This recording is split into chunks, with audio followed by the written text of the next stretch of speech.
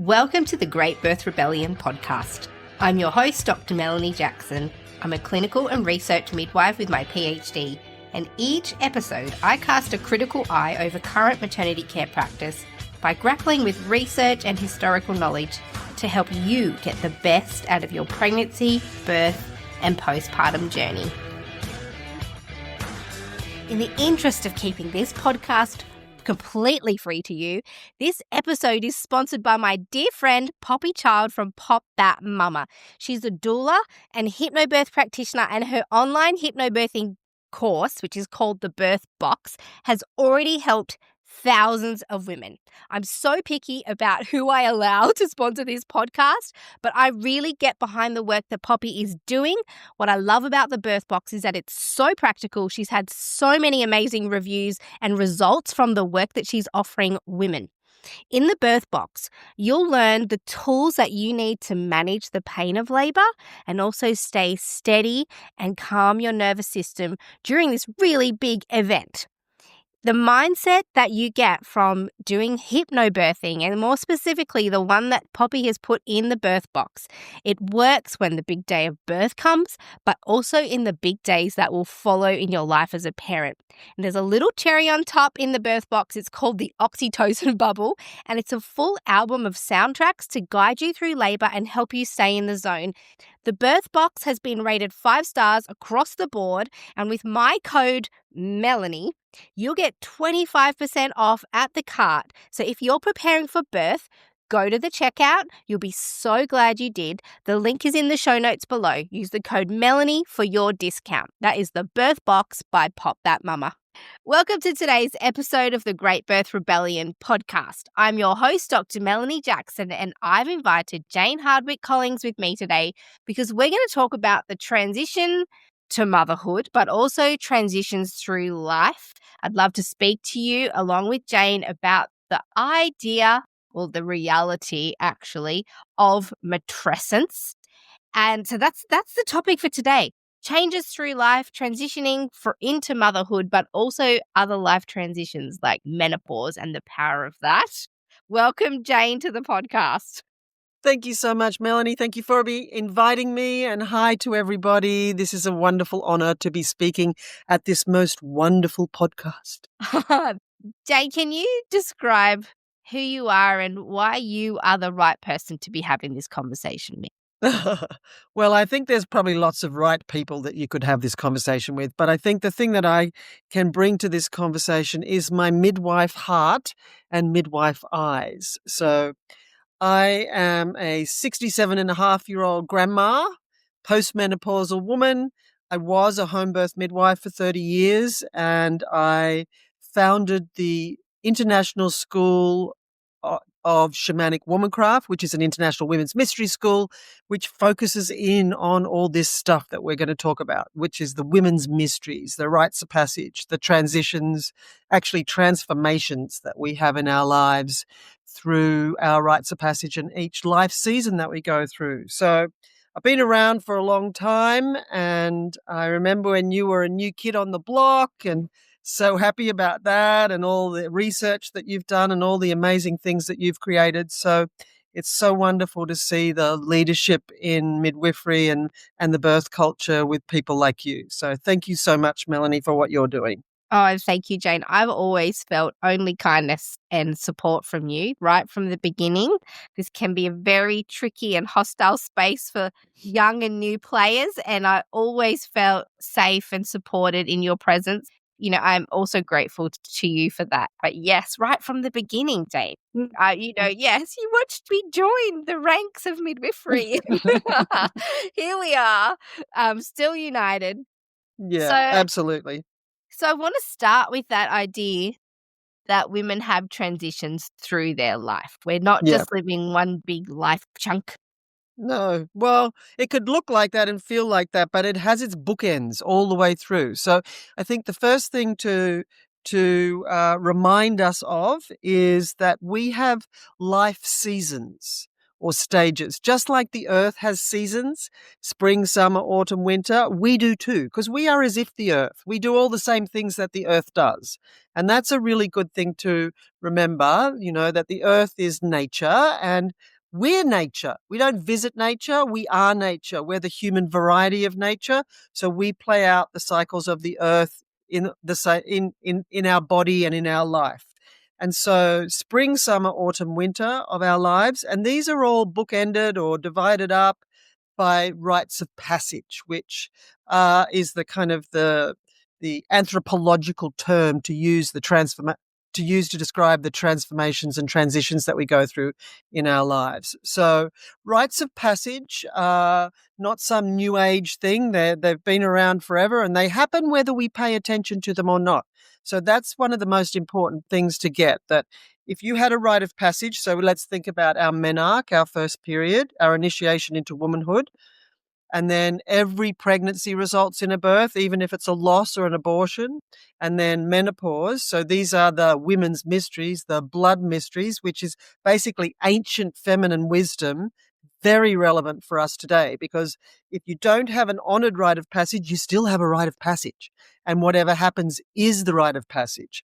And how these rites of passage work is that whatever happens or doesn't, who's there, what they say, who's not there, what doesn't get said, and then what's going on in the individual's world at the time, all of that adds up and we are taught by our experience, whether it's conscious or not.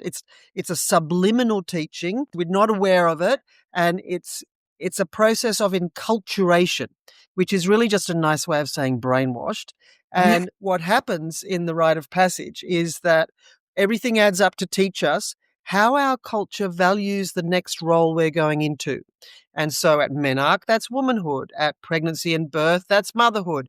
At menopause, that's our wise woman years, the second half of our life.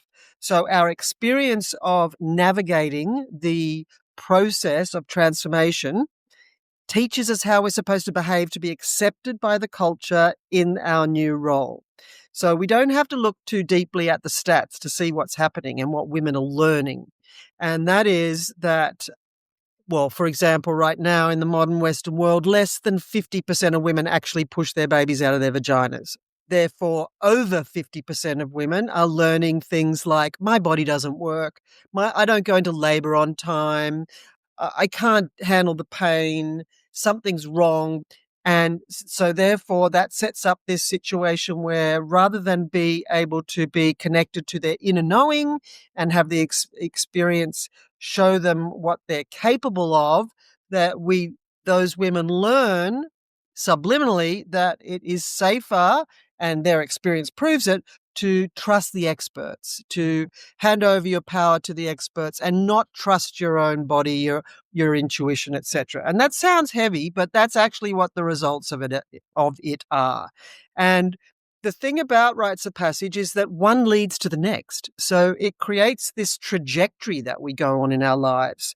And so how we experience our initiation into womanhood at our menarche, our first period, sets up our whole life as a woman.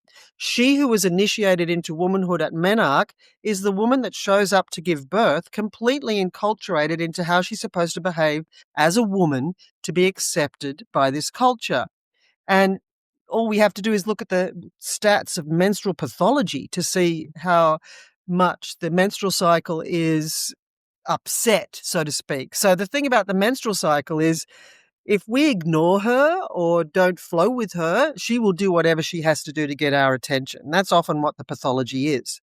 So how we experienced our menarche, it's an opportunity to see the setup that it created, and we can reclaim and we can heal our menarche. So I'll just give a little sideways how to do that. Recall your menarche story. So listeners, write it down and then ask yourself a couple of questions. What did that experience teach me about being a woman? This is the stuff I do in my workshops about this. And what pattern or theme did that set up that's been going on all my life?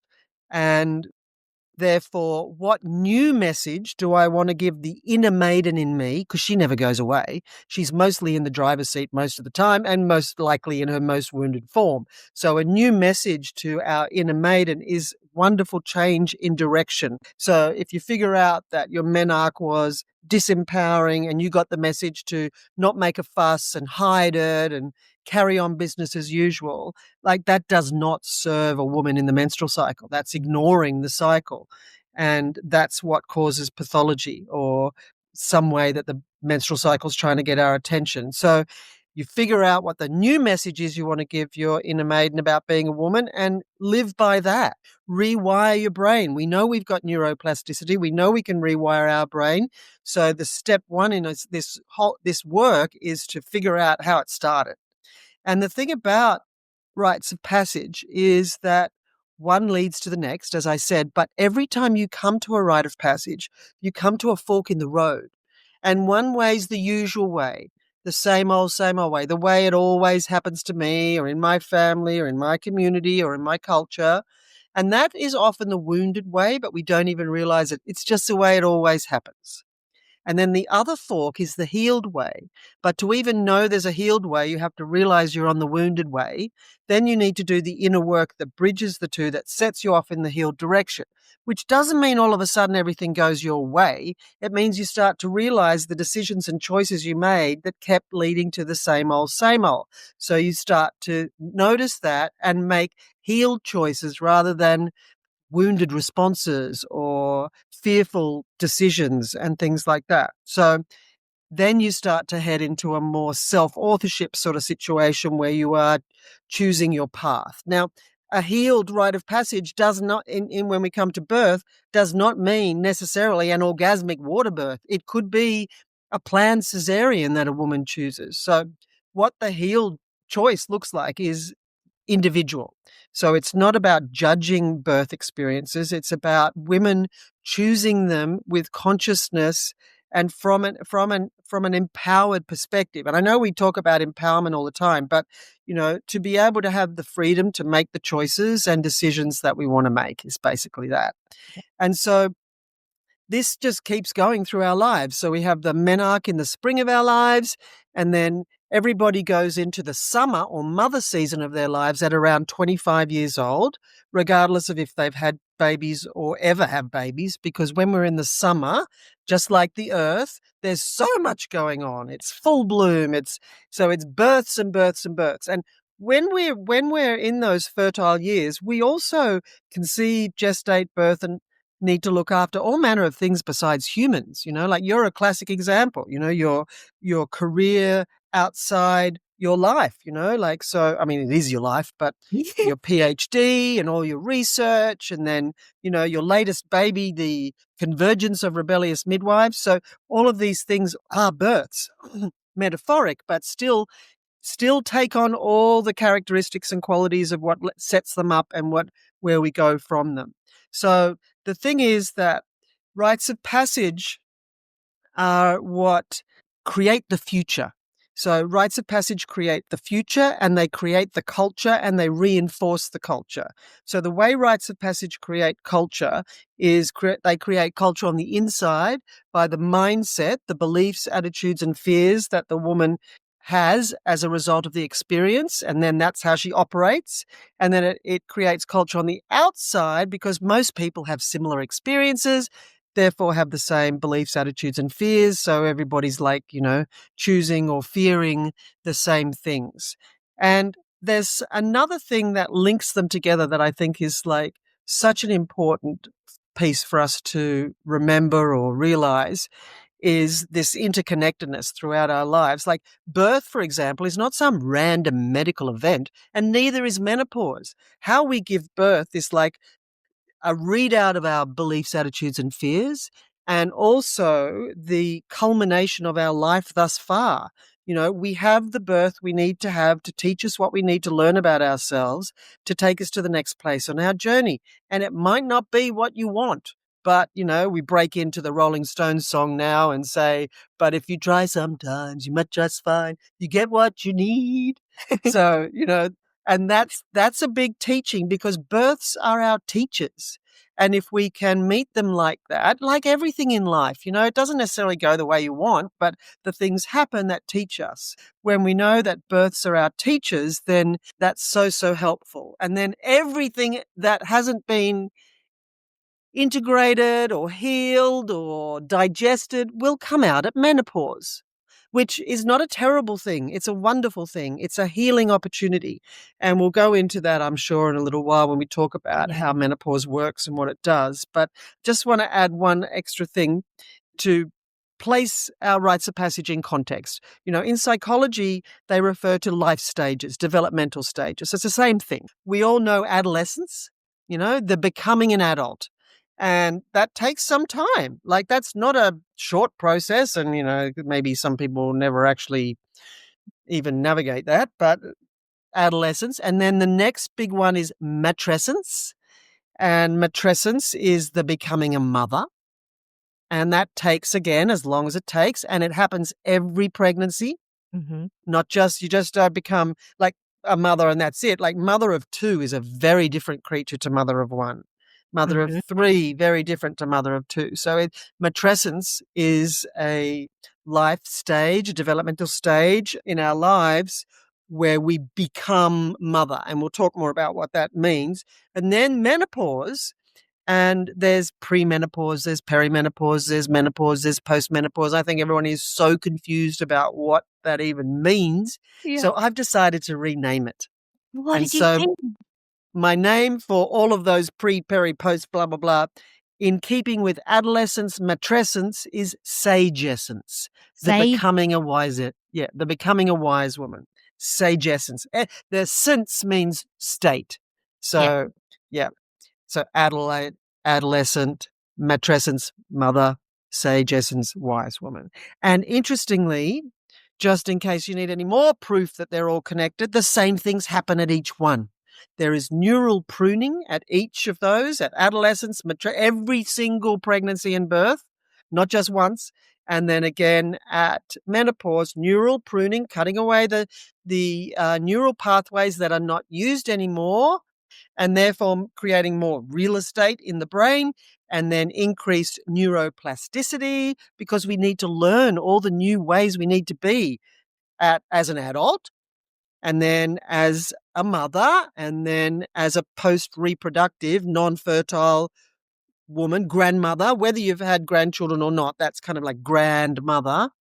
And so these are all connected. So that in and of itself is a really important thing that we need to remember and reclaim, that life is not a series of random events. It's our life as it unfolds. Yeah. So our lives as women are so cyclical, full of transitions, where we let go of one phase of who we are to usher in the next. And there's a little bit of upheaval in the transition as we tune and prune our brain to this new phase. And I feel like society doesn't get that, when it's set up not to cater to the lives and changes in women's lives. And I even noticed that for myself, partly in parenthood, but definitely in business and work. Some weeks I feel like creating and generating new things and I feel really productive. And other weeks I'm sitting down questioning my whole life's purpose. And then, I'll get a bleed and I'll go, that's what happened. I was coming up to my bleed. I was questioning everything, and now I'm reinvigorated and ready to go out to the world. But the world doesn't work like that. You can't, you're not invited to be cyclical in that way. What I hear from you, Jane, is a call, firstly, for women to realize that you don't just transition into womanhood because you have your period. There's actually a huge societal change that happens around you. There's physical, emotional changes in your role when you go through adolescence, and then again when you go through matrescence. And how well that happens bleeds into how well you transition into those phases, into the stages of life. Yeah. And what you have to face or let go of or learn or whatever. And like you said it, the menstrual cycle is our teacher. of the cyclical way. Everything on the planet is running on a cycle. Everything. There is only one cycle, and everything goes through it just at different speeds. And the cycle goes birth, growth, full bloom, harvest, decay, death, rebirth, over and over and over. Some cycles are literal, some are metaphoric, and some are both. And we live in what's called a negative menstrual cycle culture, and we could add negative birth cycle culture, negative birth culture and negative menopause culture, which is something I think we need to notice. What we can see is that all our portals of power, so to speak, the places where we access our inner knowing, our intuition, we learn about our own self and what to do about various things through these, is that all our portals of power, the menstrual cycle, childbirth, and menopause, have all been pathologized, medicalized, weaponized against us, and monetized. When we are initiated into womanhood at Menarche, like whatever happened for the individual is going to create the teaching that they got about how to behave as a woman. But one thing that isn't often spoken about is that when we are initiated into womanhood, we are also initiated into a patriarchal culture kind of over theme. I don't know that's such a word, but you know what I mean, of menstrual shame. So menstrual shame is part of the patriarchy. And I'll just do a little something. Patriarchy is the culture that we live in. And in a patriarchy, the masculine and men are held as the right way, the way, and the feminine and women, the energy is suppressed or oppressed. So this is no new invention. This has been going on for millennia and millennia. It's better than it's been in some places. In some places, it's worse. But basically, coming back to our lives now, when we are initiated into womanhood, we are introduced and initiated into menstrual shame. Now, menstrual shame as a beginning when you become fertile is a tragedy, but it's happening to everybody. You can't not have menstrual shame. You may think that you bleed shamelessly, but, what do you do with your rubbish? And what do you, like in the public toilets? And, the girls sit there unwrapping tampons and pads, fearful of the noise of it making, and then everybody will know. We'll all have terrible, shameful, embarrassing experiences from our menstrual cycle. But menstrual shame leads to body shame. Then we're also encouraged to reject our menstrual cycle in our culture, like turn it off or drug it or ignore it. And then she'll do whatever, like I said already, she'll do whatever she has to do to get your attention. Because the menstrual cycle, and I've learned this as a midwife, is preparation for birth. The menstrual cycle is a teaching in cyclical intelligence and body literacy. Like if we practice listening to our bodies, like you just gave an example, and hopefully next cycle you remember that it's the same thing you experience every cycle. Like, oh yeah, that's right. Yeah, exactly. So if we, our menstrual cycle is running our lives. So it's actually sensible to run your life around your menstrual cycle. When we reject our menstrual cycle, as we are encouraged, we reject our body. We reject our body like what's left of us. And the other thing I want to say about menstrual shame is to quote a Queensland women's health practitioner, Sharon Maloney, who did a PhD on menstrual shame and how it affects childbirth. Her quote is that menstrual shame is one of the organizing principles of the patriarchy to maintain the oppression of women. It has us hiding our power, hiding our blood, hiding our weakness, which I'm not saying is true. But for you just gave the absolute wonderful example of there is a part in your cycle when you are on fire. You just what to do. You've got 100 plans and all of the things. That's a part of the menstrual cycle because the menstrual cycle dictates our hormonal profile, and whatever our hormonal profile is will run every part of us, including what we can and can't do so well, including our desires, our behavior, all of the things. So paying attention to our menstrual cycle is step one. Let me just give you the results of the PhD. Yeah. What she found was that menstrual shame leads to increased intervention at birth. And we all know that increased intervention leads to the likelihood of, well, 1 in 3 women getting birth trauma and 1 in 10 of that 1 in 3 having PTSD, a brain injury from their birth experience. So women who experience menstrual shame do not go into childbirth thinking, oh, my body is so awesome. I know what my womb will, how my womb speaks to me about what I need to do. So here we go. I'm ready for this. I trust my body. I trust my intuition. I trust the birth process. Here we go. So rather than that, that's not what's happening for most women. And why? There'll be lots of whys, but menstrual shame and their relationship with their menstrual cycle is the beginning. It's kind of like the thing that we need to remember is affecting everything, because our menstrual cycle is running our life. Yep. Whether you want it to or not. And so the best thing is to work with it rather than have this like, what's wrong with me? And then go, oh yeah, that's right. Yeah, I mean, I remember when my period came and what happened to me. My dad doesn't know it, but he was pivotal in how how I transitioned through that. I don't remember much of what my mum did, which is fine. It's probably a good thing because she, maybe it was just fine. But I remember coming down and my mum coming downstairs and my mum announced to the whole house, Mel got her period. And my dad cheered.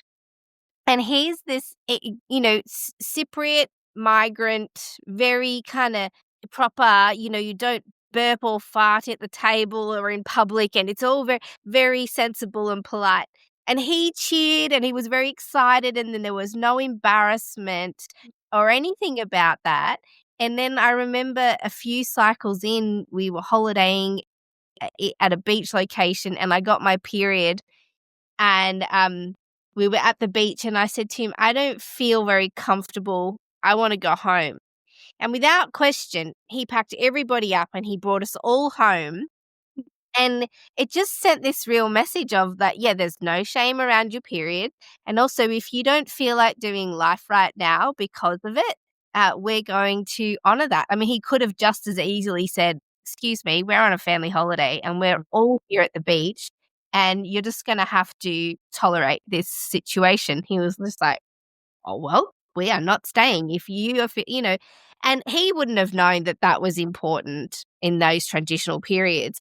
But I mean, I recall them now. I was bleeding at the age of 12 and I'm now 42.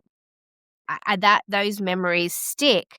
And still to this day, I will message people, hey, I'm not coming today. I got my period. I want to stay home. Beautiful. And there's no shame in that. Whereas some people would Awesome. be like, oh, I don't feel it, but I'll go. Gorgeous. What dads do is really important. Like if there's a dad around, how he welcomes, reacts, whatever, is huge. You just gave a classic example of a positive version, and there can be some negative examples as well. I've written a Dear Dad letter. It's on my website, janehardwickecollings.com, and it's basically advice to fathers about what to do and what not to do, like to actually absolutely not sexualize any of it and to not make any jokes and not any like, oh, here we go, I'm going to be in a house of all women now. What's that? All that kind of classic stuff, because whatever happens at these rites of passage is an imprint. So it stays with you. So you've just beautifully talked about that. And, for you to have that much faith in your dad will then transpose to your relationship with Dan, who is like your biggest support, So it's like you have been led to believe, your life has taught you that the men in your life will support you. Yes. And there are, yeah, well, I'll say to him, oh my gosh, I feel this and da da da. And he said, you're about to get your period.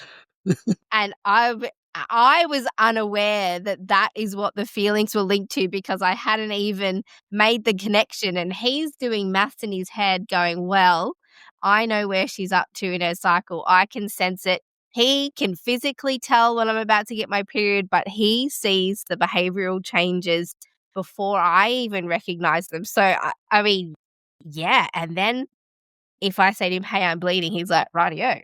There are flick switches in his body too where he's like, Mm, "She's bleeding. It's time for a different household order for the next yes. few How days." sensible. Right? Mm, so good. And also there's some fun facts in the menstrual cycle that are like prequels to what comes next. So everybody will have some connection with week 3 of their menstrual cycle. So the first half of the luteal phase, shall we say, from ovulation to day 1. And for those who are speaking of their menstrual cycle in terms of inner seasons, it's the inner autumn or inner fall. And so this is the time post ovulation when estrogen starts to go down. And estrogen is known as the hormone of accommodation and self sacrifice. And when that starts to go down, it's like, oh, I don't want to do it anymore. I just want to either confusion about what you're supposed to do Yeah. or you start telling the truth. It's known as the time in the menstrual cycle, the truth telling time, the time when women no longer comply and when the status quo is upset, so to speak, not in a bad way, but actually in a good way. So that week 3 is like the prequel for what it will be like in perimenopause. So it's a great place to practice telling the truth and meeting your own needs without decapitating anybody or whatever. So And this is then a training ground for how to yes, live with low estrogen. exactly. Okay. And then the next one, so that lowering estrogen is week Mhm. 3.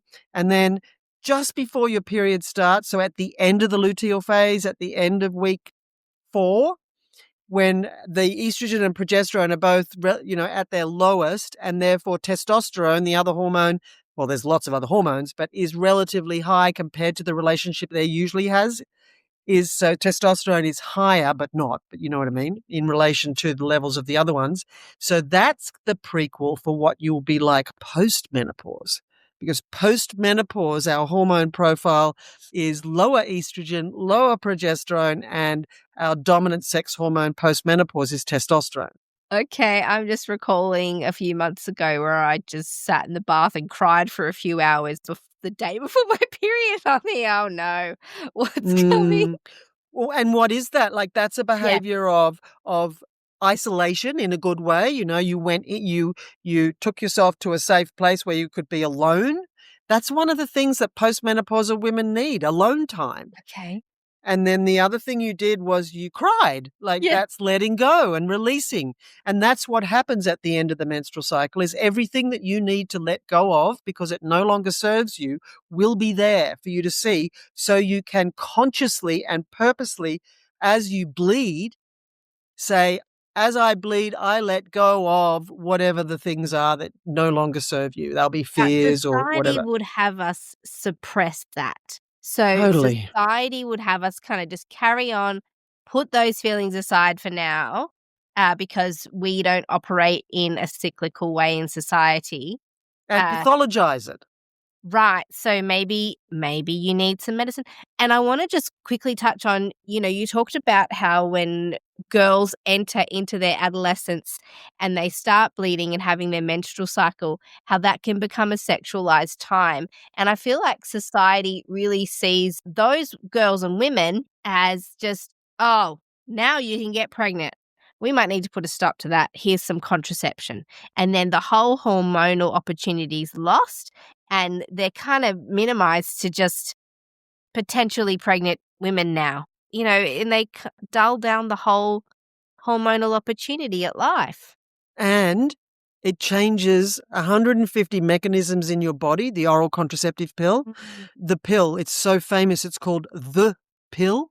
That pill. And the other tragic thing about it, and I hate to be the bearer of this news if you haven't heard it before, listeners, but when you're on the pill, you're attracted to a different kind of man that you would be attracted if you were not on the pill.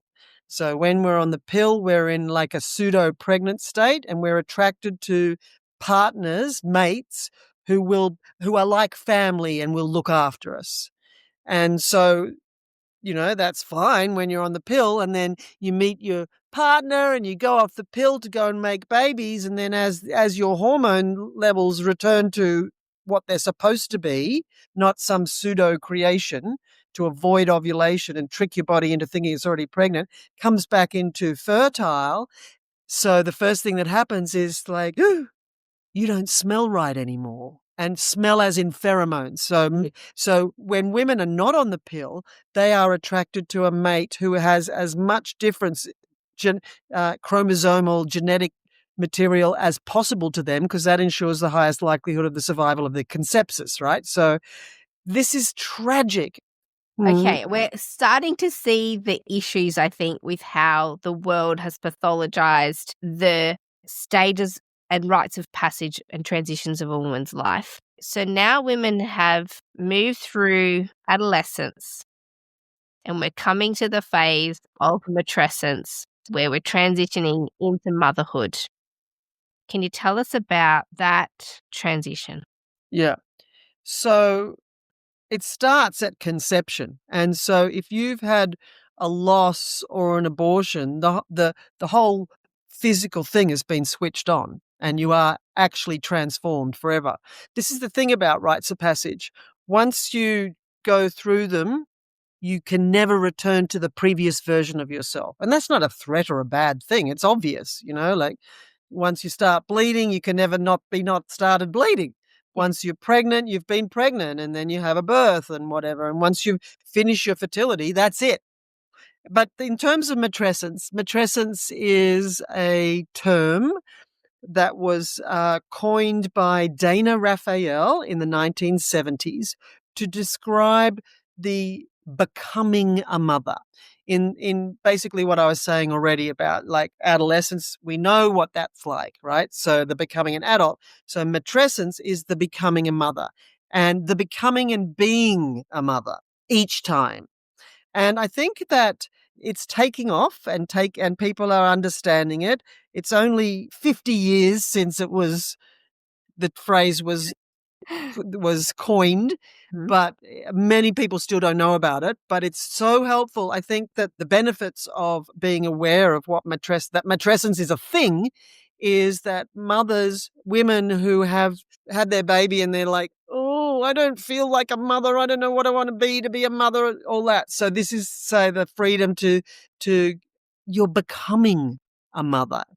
And it's about the identity and the responsibilities of being a mother. And depending on your life so far, depending on your red thread, your mother line and what you've inherited, all of this stuff is going to impact this process because one thing leads to the next, like duh. Yeah. So the point of it being that it describes the becoming a mother. Because when we grow a baby in our womb, which, basically we don't have to think about that, right? It just happens. And we're growing not just a baby, but we're growing ourselves into being the mother as well. And then when we birth our baby, we give birth to our baby, but we also in that birth process birth the next version of us, the mother, and mother of 1, 2, 3, whatever it is.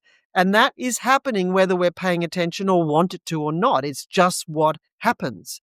And to know that that's a thing and that another way to describe the rite of passage of pregnancy, birth, and ultimately mothering, to give it a good name and, help people to understand the process. It's like so helpful when we can understand what's going on rather than think, oh my God, what's going on? The thing for me as a midwife was that birth taught me all this. I could see in my antenatal care for the women in preparation for birth and then in the unpacking of the experiences that they had, that it was so much to do with so much else. Yeah. And that was not being talked about. And I'm pretty sure it's not even talked about now in midwifery education or anything really. After birth, really, if a woman was to listen to mainstream messaging about what happens to you in the postnatal after the birth, the maternity care system is only interested in your physical recovery. So how are your stitches? How's your perineum? How's your wound? How's your bleeding? How's your boobs? How's your nipples? Kind of thing. A little bit of monitoring of, how are you feeling? Are you having a rest? Are you whatever? But a lot of the focus is on your physical recovery, if I'll call it, from birth. It's not until later where women have to discover for themselves and make sense for themselves what is going on with me. And then the only real touch point is maybe women would go to their GP and say, I don't quite feel right.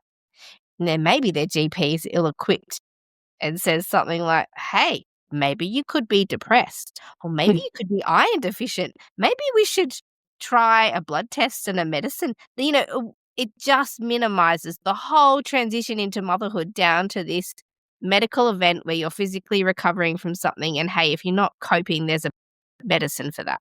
Yeah, so the pathologization and medicalization, Correct.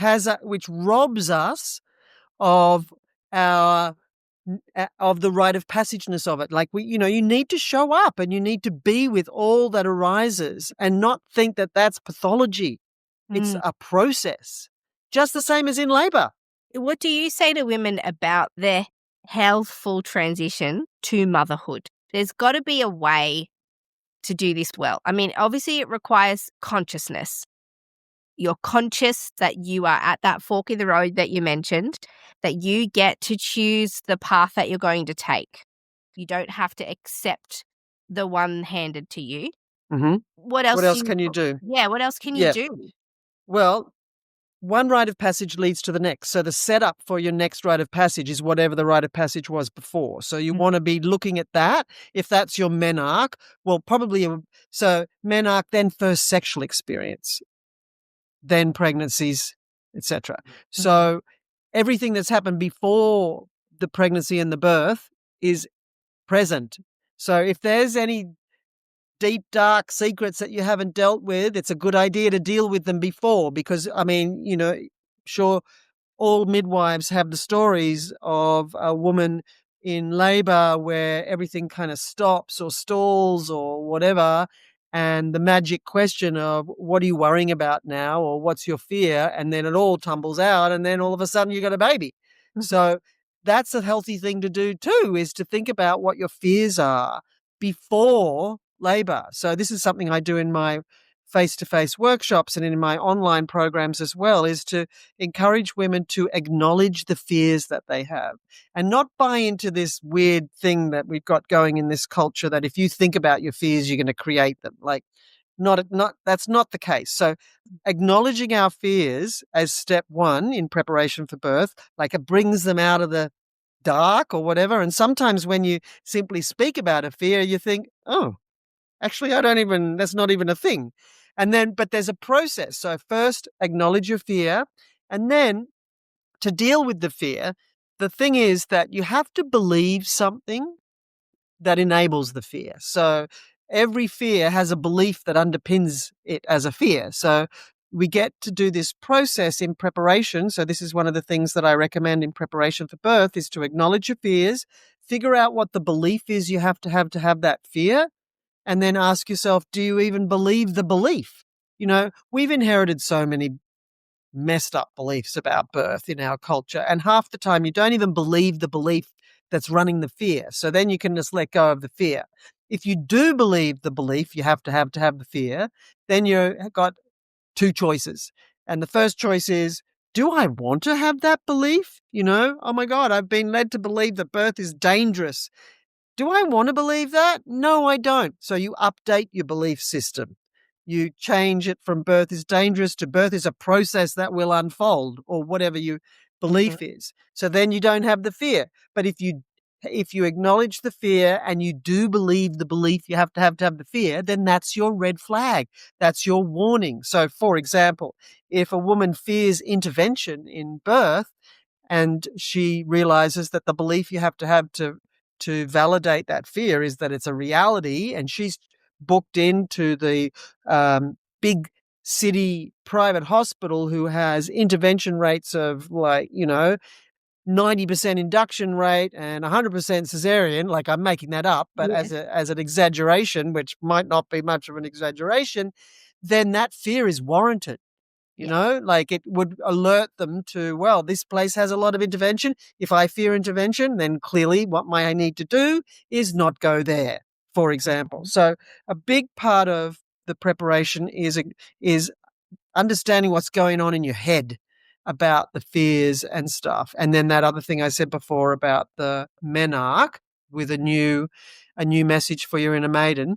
But the thing about pregnancies and births as we go along, so say you've had baby number 1 and it was some sort of ridiculous, sad scenario of being controlled by policies and protocols and unnecessary intervention.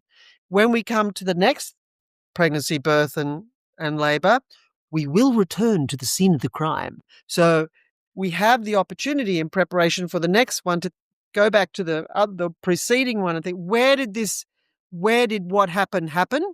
And what do I need to be better prepared for that? Because it's part of the process next time. So that's, when women do that, sometimes it's just done and they just progress through that place in labour or pushing or whatever it is. But for others, they get there and they go, oh, this is the time when I have my new idea about what this means, and then it progresses. So it's really about learning what the previous birth taught you as well, so that you can take it into the next birthing experience. And the way we figure out what a birth teaches us is that it can be something that we didn't do or didn't have. Birth can teach women about surrender if they didn't surrender. Birth can teach women about the need for appropriate support if they didn't have it. So you see, it could be the absence of something that's the teaching, or it can be something that you had to draw on from deep within yourself to be able to navigate the experience. And the nice little fun fact is that whatever you learn about yourself in birthing the baby and it might not be the birth that's the biggest part of the teaching. It could be the conception. It could be the pregnancy. It could be the postpartum. The teaching can also be, it's the quality you need to bring to mothering the baby as well, because our births are our teachers and then our children are maintaining that and continue to be our teachers. Yes. So we've moved from childhood into adolescence. Adolescence, we continue on until we meet our matrescent phase. Oh, if you could talk us through the hormonal profile of matrescence and how that makes us mothers. Yeah.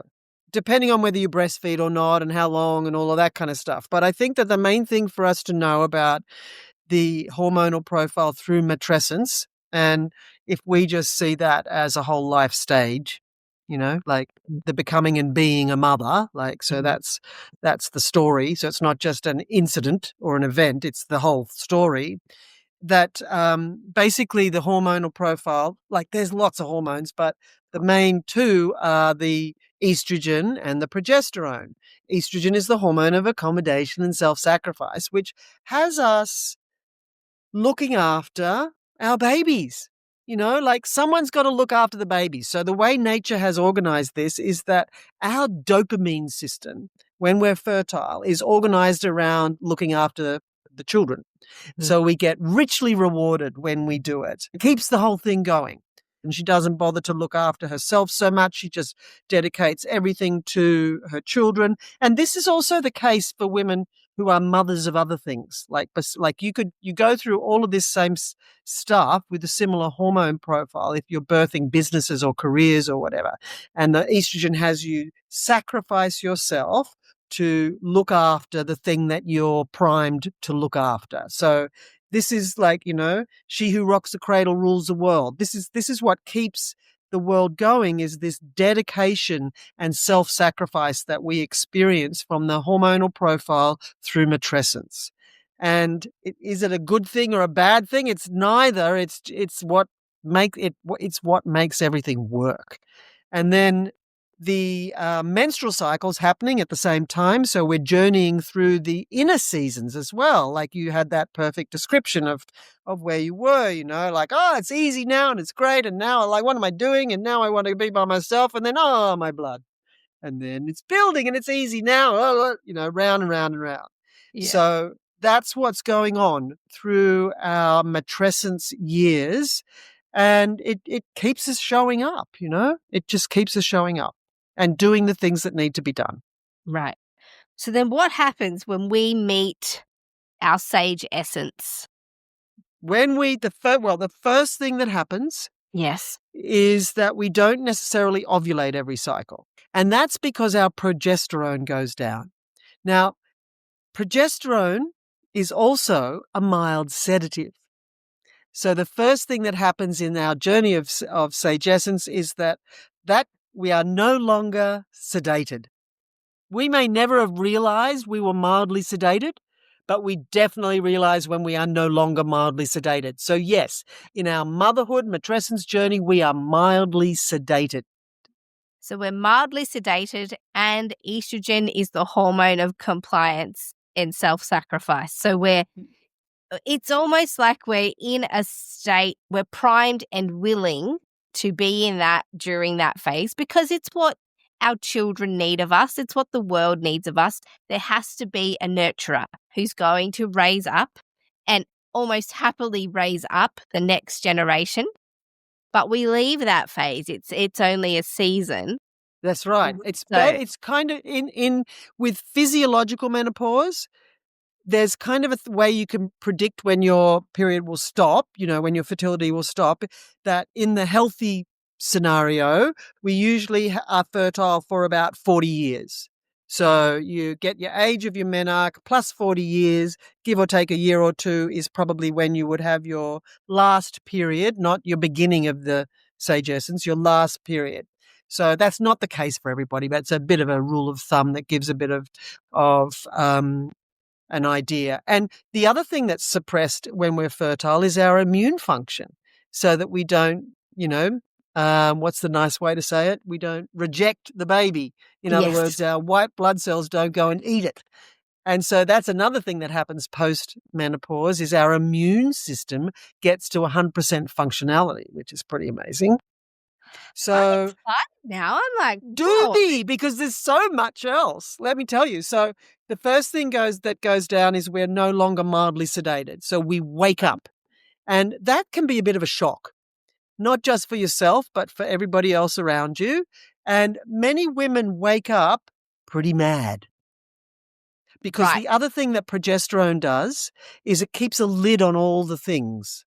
Or a lid on all the unresolved, unintegrated, unhealed things, just keeps our anxiety levels lower. And then when that goes away, all this stuff we've just barely been keeping, I don't want to deal with that. I don't want to listen. I'm not thinking about that. It's too hard. That all is there. And on purpose, because menopause is a massive healing opportunity. And what arises for us at menopause is the results, the feedback, the harvest of our life lived so far. So menopause, again, is not some random event. It's actually predictable what's going to happen. It's a setup, because what emerges at menopause is the feedback or biofeedback or results of your life lived so far. So the next thing that happens, the progesterone goes down, you're no longer mildly sedated, and it's like week 3 of your menstrual cycle, similar. So then the estrogen starts to go down, and it can take 10 years. It's like the hormones are just adjusting and going down to the new normal hormone profile, which is the same as it was pre-menarche, which is interesting. And so as the estrogen goes down, remember, estrogen is the hormone of accommodation and self-sacrifice, and it's a veil. It's a veil that descends upon us at menarche, the veil of estrogen. And what that looks like as self-sacrifice when you're 12, 13, 14 is that you sacrifice who you were and what your interests were and all your special things to be able to be part of the pack, part of the group, part of the tribe. You want to have the same clothes. You want to go to the same places. It's really important to belong. It's important to belong. But that shows up with this estrogen thing around menarche. And then it has us look after our babies. And then as this veil rises around the sagescence journey, then instead of that accommodating and self-sacrificing behavior, what shows up is more like, how come I'm the only one who does anything around here? Pick up your washing. What's wrong with you? Nothing's wrong with me. Pick up your washing. So when nobody realizes what's coming, then it is so easy to blame the woman and say, you're crazy. We lose our tolerance for things, and then our family doesn't change, but we change. And they're all wondering, well, who's this person? She's always done the washing. She's always done the things. And now all of a sudden. So I guess it's important to educate the people around you too of, hey, just so you know, the mild sedation that I've been conveniently under in order to nurture you all is about to fall away. And say Jess and Mel is about to show up and you all need to be prepared. And I did hear this from you at a workshop that I went to about parenting through perimenopause and postmenopause, because there are women having babies potentially. If you're older, you might be parenting a 10-year-old as a menopausal woman, or a 12-year-old or a 15-year-old, or you might be parenting a 19-year-old through your menopausal years. And that will change the type of parent that you're going to be as the hormones change. If you're less tolerant, less interested in nurturing others over yourself, that's going to change your whole family's experience of you. Is there something we can do not to become complete dragons? Totally. There's lots we can do. And the Right. first thing is to realize it's going to happen, Okay. and accept that this is the cycle of life. So the average age of menopause is 50. So 45 to 55. And then there's the outliers, of which there always are. And so these changes happen about 5 or more years before the last period. So they're now deciding that perimenopause is starting at 35, which is freaking out all the mothers who are thinking, I'm in perimenopause, when actually they're in postnatal depletion, and which is not the same. But there are many symptoms that are similar because it's the same body and it's the same thing there's similar things going on. So there is this freak out now about younger women being in perimenopause when they're not. So just if you think you're 35 and you're in perimenopause, it's probably not. Only 7% of women get menopause under 40, and that's like considered pathology. It's not the normal range. I mean, some of them will be normal, but it's not, right? So in terms of preparing for what it's going to be like when you have children, and, there's many women who are having babies in their 40s now. Not that that's a new thing. There's plenty of women who had babies in their 40s when when our mothers were alive. The thing is what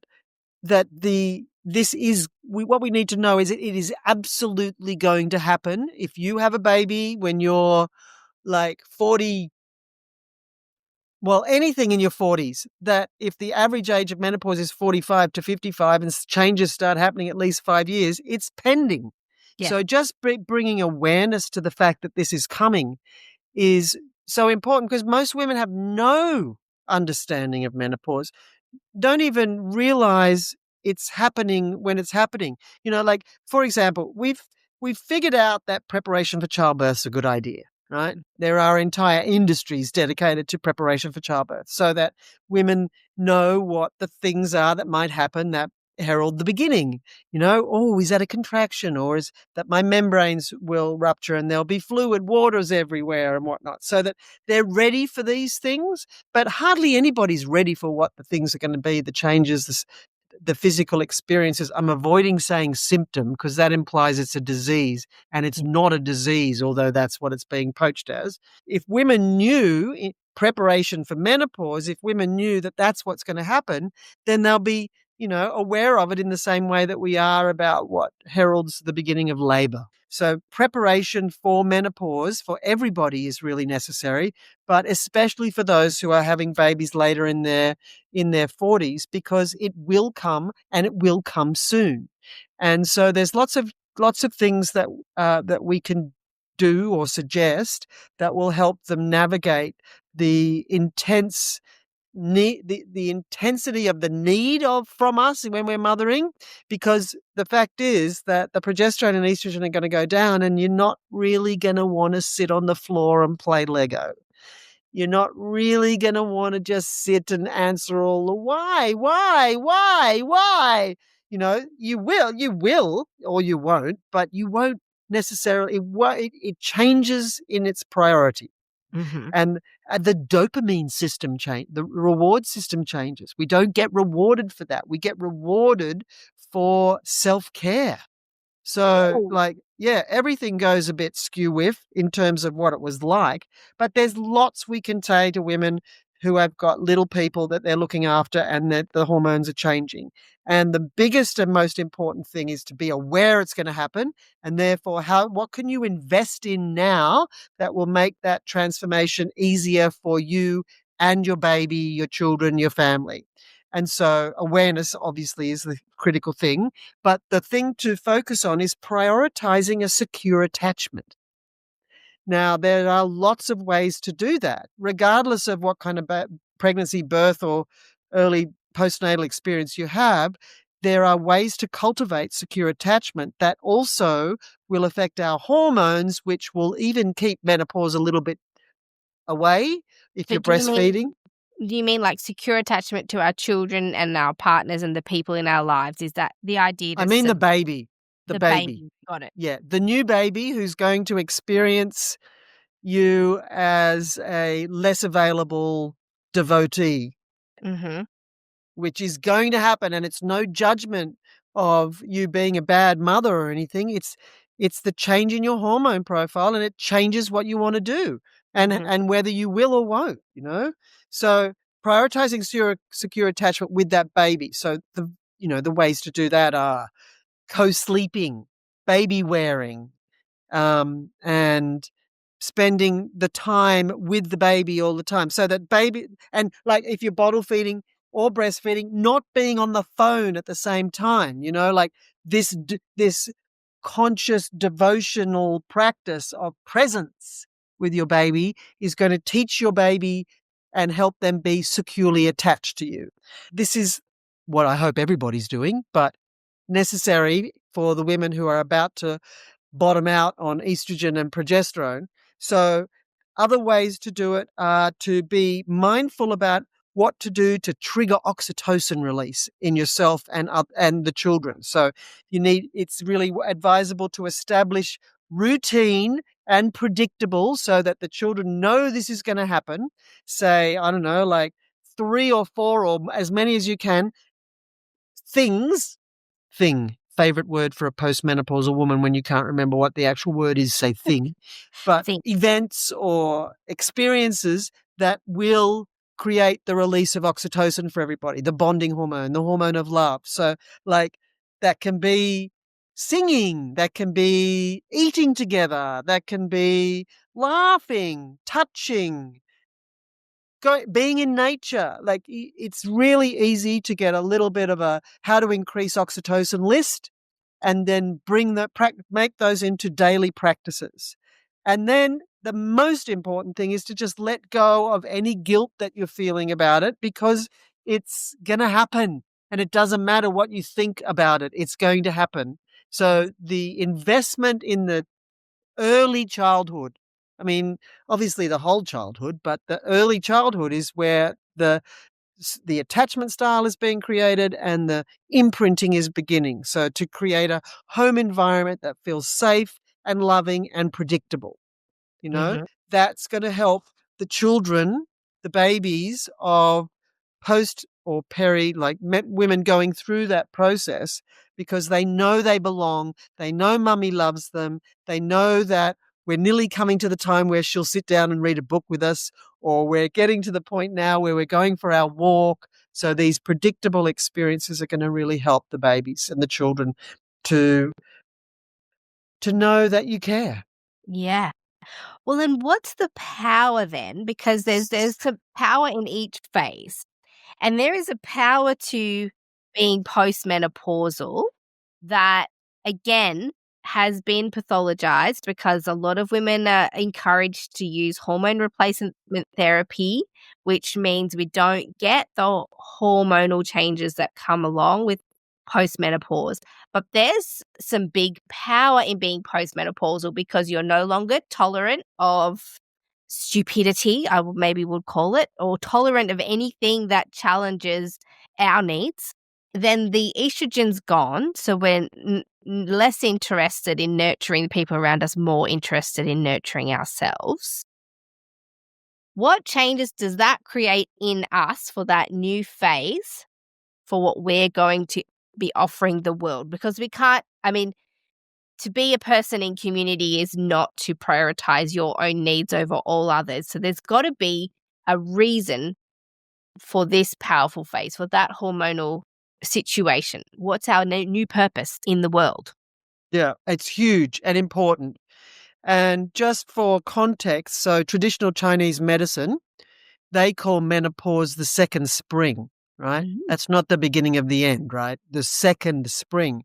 And there's a First Nations Native American saying or teaching actually, at menarche, a girl meets her power. Through menstruation, she practices her power, and at menopause, she becomes her power.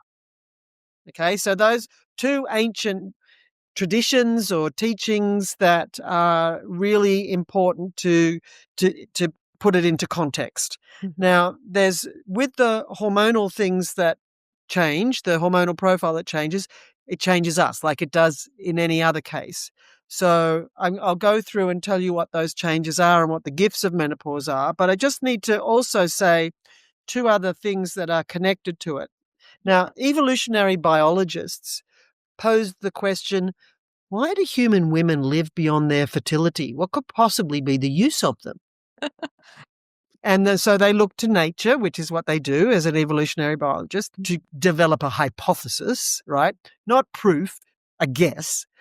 And basically, what they found when they looked at nature is that there are only 5 creatures on the planet that go through menopause: human women, beluga whales, pilot whales, orca, and narwhals.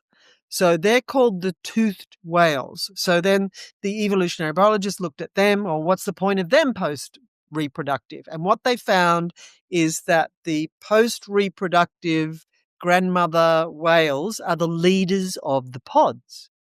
And if there isn't one, the pod goes to shit. Nobody knows what to do. And when the post-reproductive grandmother whale is there as the leader, what happens is her grandchildren thrive, her daughters have more babies, and she keeps her sons out of fights. She is the holder of the wisdom of her lifetime of where the food is, what to do in this weather, where the current's doing this and whatnot. So she is a vital leader. So therefore, the blueprint for mammalian menopause is to step into leadership. Now, there's a lot of other reasons for us as humans why that works, and I'll get to that in a minute. But I also want to just share that I've had the privilege and honor to share time with one of the Australian Aboriginal First Nations Law, LAW, and Law, LORE, women of the Wiradjuri group, Min Maya, who's taught many of us. And I was talking to her about menopause to see how her culture views it. And I said to her that, what we're taught is that we have to renegotiate so that we can get back to, through the process of menopause, renegotiate things so we can get back to whatever we were doing, or things need to change and transform. And she just laughed at me and she said, that's such a Western way of thinking. She said, I don't know any women, white or Koori, who are ready for the honor of Mimi, which is their name for grandmother. And it's not whether you're a grandmother or not. It's the, next stage. I don't know anybody who's ready for the honor of Mimi. Everybody's trying to be a cougar. So, trying to look young and all of that. She said, it's not, post-menopause is not the same role. It's not getting back to business as usual. Post-menopause is a whole new role. And the new role is that postmenopausal women need to weave the dreams for the grandchildren. So not come back in and be the same you were, but it's a different job. So the other thing, like what you were saying, what's our new role? We usually step into our life purpose and our mission in our lives, which is the application, so to speak, of the harvest of our lives. So it's a whole new thing. And, if we think about women in leadership, imagine how different the world would be if the grandmothers were the leaders. And that's not even a new idea. There were grandmother councils in all traditional cultures. The things that happen to our hormones, with our hormones that change us, have many, many awesome effects.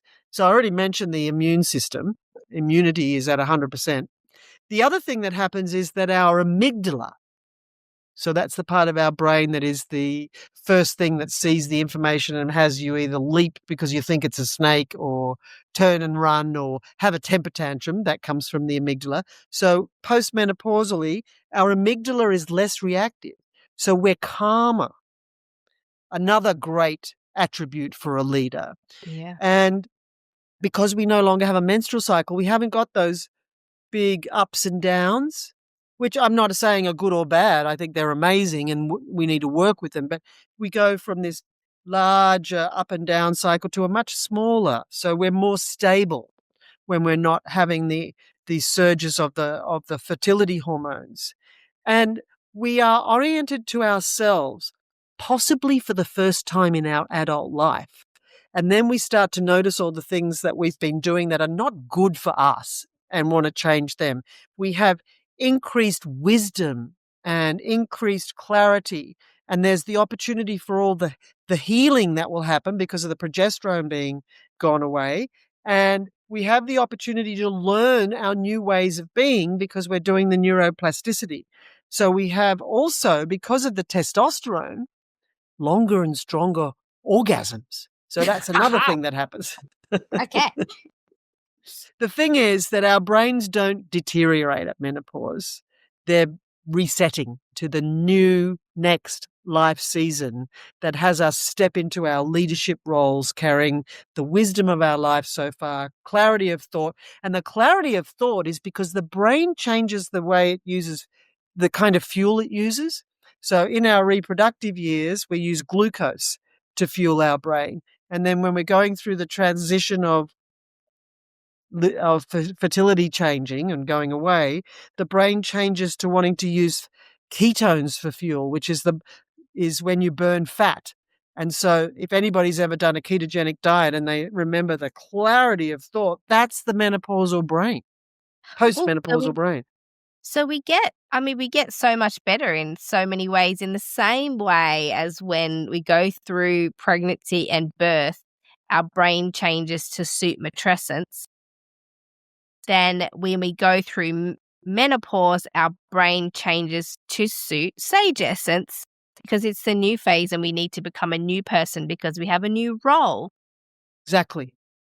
I'm seeing a massive opportunity here for the sages of the Mm, world to create a world that suits the mothers of the world. completely. Like, it's more than an opportunity, it's a bloody responsibility. Right. Because the mothers, the women who have kids are busy mothering and nurturing. And so we need the women who are done with that phase, who have now entered into this new powerful phase, to step into the leadership opportunity that they've been given by their new brain and new life phase and their Mhm. incredible orgasms. So now they're like, right, I'm ready to go. I'm ready to change the world, not just be in the world and nurturing the world. Postmenopausal women are now in a phase where they could change the world. And I imagine they care a whole lot less about being in the herd as we did at the point of adolescence where we wanted to be amongst the majority. That was Mm, important. I imagine that gets a lot less important for a postmenopausal woman who just no to longer cares or what yeah, anybody else thinks. They're on their own path. exactly, except for those of us who've been drawn into the patriarchal perspective that postmenopausally, like, what's the use of you? Well, And the discarded women of society. But is there not power in that nobody realizes that we have that capability? Like they're not expecting postmenopausal women to rise up and claim their power. So, that's a powerful position to be in, I think. yes, exactly, exactly. Can you imagine just if all the postmenopausal midwives in all of their places where they are, and they'll be in places that they've earned to be, Yeah. like whether that's from sticking with working in the system and elevating their role to leadership roles, or whether it's been working in community and, like years and years of practice. So by the time we get to this postmenopausal sagescence life stage, we've got a lot of wisdom, and that needs to be shared. Yes. That's gold. I know that with, say, some of the publications, Midwifery Today and the Tricks of the Trade, where older midwives share the things that they've learned and whatnot, that's what wisdom looks like in terms of midwifery practice, So if a new midwife was able to sit with an older midwife, postmenopausal midwife, even if she's not actively practicing, because, you know, she might she might grow out of that as such. She might not want to. Part of the thing that happened for me was that I wanted to make a difference and be a positive contribution to the culture in the healing of it. And I could see that working one-on-one, that was wonderful, but I could have a bigger effect if I was working with groups of women. So that was a decision that I made without even realizing it. And one of the things that was so incredible was that when I started the School of Shamanic Womancraft in 2008 was when I was 50. And I didn't realize it, but that was the beginning of my sagescence journey. So this was when my progesterone was going down and my estrogen was starting to do all the things. So without even realizing it, I began my mission at that time. So, it's really interesting for those who've been through it and are on the other side and are the wise women to look at the things that happened along the way and what actually just happened, seemingly without you planning it, as your life unfolds through these developmental phases. So, all we really need to do is show up to what's happening, just the same as being a midwife at birth. Like, we have learned so much about birth that we need to apply to menopause. Well, and I think it also gives women permission to surrender to their current life phase, where you're at, because that's going to pass and change, but you won't get it Yes. back again. So for women who are sort of like, oh, I actually had all these hopes and dreams, and now I'm in this stage of life where I'm caring for my children, willingly or not, but maybe fighting against that life phase without realizing that actually, hey, sister, in 10 to 15 years or maybe less, you're about to be gifted a new life phase where you will actually, all the things you're dreaming of are going to happen and you'll be wired for them. But for now, you're wired to raise this next generation, to build this next big project that you're working on, to birth the babies of the world, and then watch yourself step into your power. And I'm excited because that feels like almost new life again for women who maybe are feeling really in the trenches at the moment and thinking, gosh, I'm just going to be worn down and then get sick and die. And I do think that one of the major solutions is to just realize where you are. Yeah. Like, duh. Well, it's to have a map. We need the map. Well, it's the same as me sitting there going, oh my gosh, why do I feel like burning my whole life down this week? And then my husband going, hey, you're about to bleed. And I go, oh, well, that changes everything. In the same way as, for example, if, my children would have this weird period of not sleeping and you go, oh, wait, they're having a developmental leap. Oh, hang on, that explains that situation. I could definitely get through this. This is not our whole new life where my kids will never sleep. They're just going through a change, a developmental change, in the same way that you would be as you cycle through your periods. So the map is what we all need, and that's what's missing in our culture. And we have to remember that we live in a patriarchy that holds up youth and beauty as the ideals, and 24/7 availability and instant gratification and growth. Grow, grow, grow, grow, grow. Every company has new growth targets every year. And there is nothing in nature that doesn't change that's healthy. So nature is our greatest teacher. And if you're thinking, what's the map? The map is the earth seasons. Yeah. And the menstrual cycle is a monthly encounter with that, with the inner seasons. And then our life cycle is the full, however long it is. And the year cycle is the year cycle of it. And then there's the lunar cycle. So we are cyclical whether we want to be or not, and we're living in a culture that denies cycles. Yes, that is the big thing that I've realized too, is that we live in a culture that it does not appreciate ups and downs and turns and spirals, but women are typically, we're up and down and we're turns and spirals and we're ever changing, and we've been taught not to honor that. We're taught, steadiness is not in the woman's biology, I don't think.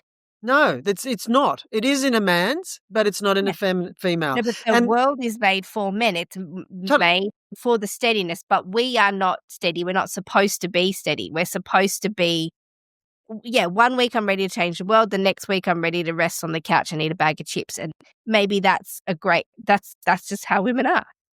Yeah, cyclical, full stop. Yeah. But it's not just women. It's everything on the planet as well. Right. Except men for some reason.